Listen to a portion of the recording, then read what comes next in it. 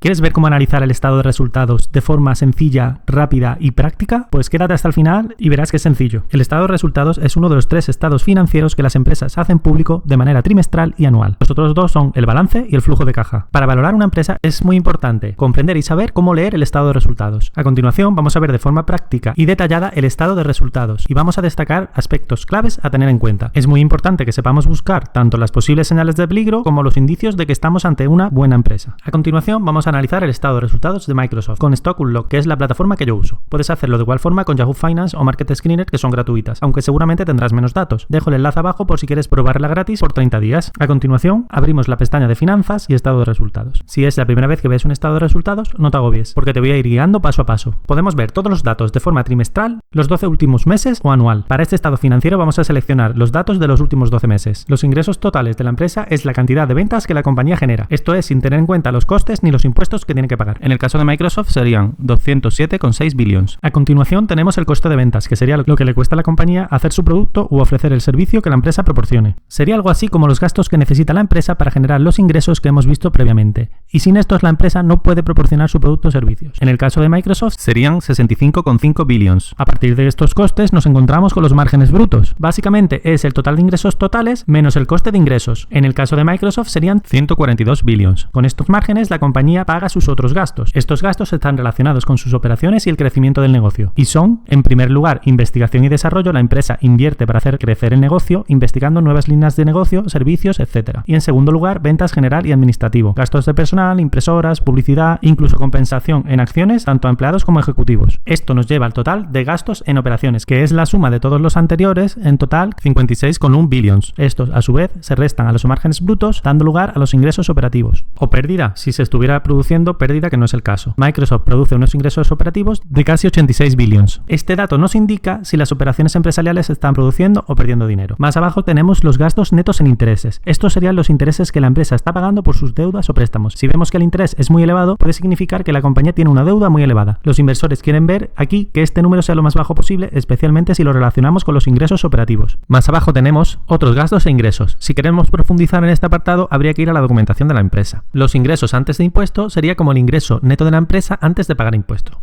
Todos tenemos que pagar impuestos y las empresas no son una excepción. Es un gasto a tener en cuenta. Si le restamos al dato anterior los gastos en impuestos, tenemos las ganancias o ingresos netos que la empresa obtiene. Aquí tenemos el ejemplo para Microsoft, son 69 billions en los últimos 12 meses. Esto en realidad serían los beneficios de la empresa. Si continuamos descendiendo, tenemos la cantidad de acciones que hay en circulación del negocio. A los inversores les gusta ver que estas acciones se mantienen estables o decrecen. Si la empresa hace crecer estas acciones, está diluyendo tu propiedad en el negocio. Te pongo un ejemplo para que lo entiendas mejor. La compañía tiene 100 acciones y tú eres el propietario de 10. Por lo tanto, posees el 10%. Si la compañía emite acciones o paga una gran cantidad de acciones a sus empleados, aumenta el número de acciones en circulación. Pon que aumenta las acciones en un 10%, que serían 110 acciones. Tú pasarías a tener el 9,09% de la empresa, en lugar del 10% que poseías antes. A continuación tenemos las ganancias por acción diluida y el EBITDA. El EBITDA son las ganancias de la compañía antes de intereses, impuestos, depreciación y amortización. A muchos inversores no les gusta este dato porque no tienen en cuenta estos datos que son gastos reales. Estos serían todos los aspectos claves del estado de resultado de la empresa. A partir de ahora te voy a enseñar algunas cosas que ver y que son indicadores positivos de una empresa. Estamos analizando Microsoft porque es un negocio increíble. Cuando alguien pone dinero en una empresa, quiere ver que ésta crezca y aumente el valor de su acción. Con Microsoft podemos ver que los ingresos son 207 billions. Los márgenes brutos serían 142 billions. Para obtener este dato le hemos restado a los ingresos sus costes. Y los ingresos operativos serían 86 billions. A los márgenes le hemos restado los gastos operativos. En este gráfico de Stock Unlock podemos ver a simple vista cómo crecen de forma constante. Y esto es lo que queremos ver como inversores. Es muy importante ver los ingresos netos para tener en cuenta los gastos que tiene la compañía, porque no solo son importantes las ganancias. También es importante que crezca la cantidad de dinero que la empresa puede devolverte como accionista. Volviendo a los ingresos totales, si vemos este gráfico, ¿qué podemos sacar en claro? Que la compañía está haciendo crecer el negocio de manera fantástica. Y esto es lo que queremos ver. Un negocio que crece de manera constante. También queremos ver que los márgenes brutos crecen con los años. Al crecer los ingresos totales, deberían crecer también los márgenes brutos. Si vemos los ingresos operativos, también podemos observar datos similares. En cuanto a los ingresos netos, podemos ver más inconsistencia, pero al final crecen con los datos anteriores. Si ahora observamos este gráfico sobre las acciones en circulación de Microsoft, podemos ver que la compañía tenía 8,42 billions de acciones en septiembre de 2012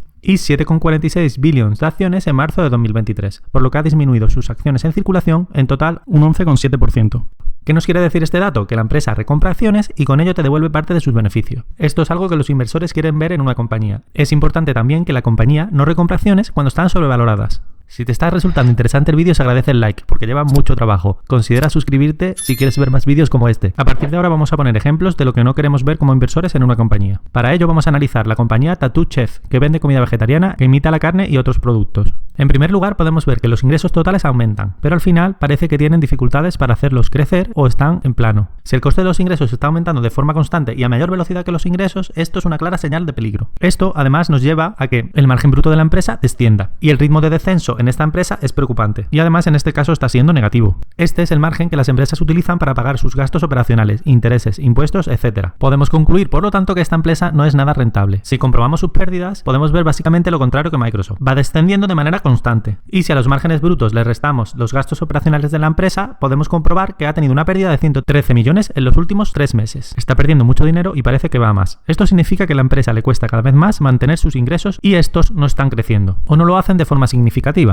Para concluir, si ves que los gastos de ingresos crecen, debes comprobar que los ingresos también lo hacen, porque si no, al final la compañía lo que está es perdiendo dinero y va a pedir deuda o diluirte como accionista para poder conseguir sobrevivir. Para ver un ejemplo de dilución de accionista, vamos a analizar la empresa Nikola. Como podemos comprobar, en 2020, cuando la empresa estaba a 10 euros, se diluyó al accionista un 857%. Una barbaridad. Es verdad que Nikola, después del COVID y con todos los estímulos, creció de forma increíble, pero no era más que una burbuja. Y desde su pico hasta ahora ha descendido un 99%. Pasó de haber unas acciones en circulación de 29 millones a 513 millones. Esta dilución es desastrosa para el accionista. Las acciones en circulación es algo que definitivamente quieres tener en cuenta cuando ves el estado de resultados de una empresa. Hay algo muy importante que debéis saber sobre los ingresos netos. Se supone que los ingresos netos nos enseñan los beneficios de la empresa, pero hay algo que debes tener en cuenta y que es clave. A veces no muestra la rentabilidad real de una empresa, ya que se obliga a las empresas a incluir las ganancias o pérdidas no realizadas en este apartado. Esto quiere decir que si la empresa tiene acciones de otra empresa, debe incluir en este apartado sus ganancias o pérdidas de las acciones que aún no ha vendido. Vamos a poner el ejemplo de Amazon. Amazon, en el momento que grabo el vídeo, tiene acciones de Rivian. Por lo tanto, si las acciones de Rivian bajan como lo han estado haciendo desde 2021, los ingresos netos de Amazon bajan. Y esto además variaría cada trimestre. Por lo tanto, este dato va a ser muy volátil y no nos indica realmente la rentabilidad del negocio. Si vemos Amazon, podemos comprobar que desde diciembre de 2021, sus ingresos netos han bajado desde 33 billón a 4 billón, coincidiendo con el descenso de la acción de Rivian, viéndose claramente la volatilidad de este número y que no nos sirve realmente para ver la rentabilidad de la empresa. No todas las empresas son tan sensibles a este dato, pero debes tenerlo en cuenta cuando analices el estado de resultados de la empresa. En mi opinión, el estado financiero de flujos de caja es mucho más fiable para comprobar la rentabilidad del negocio, y es muy importante que sepas analizarlo bien. Para ello, puedes ver el vídeo que aparece aquí.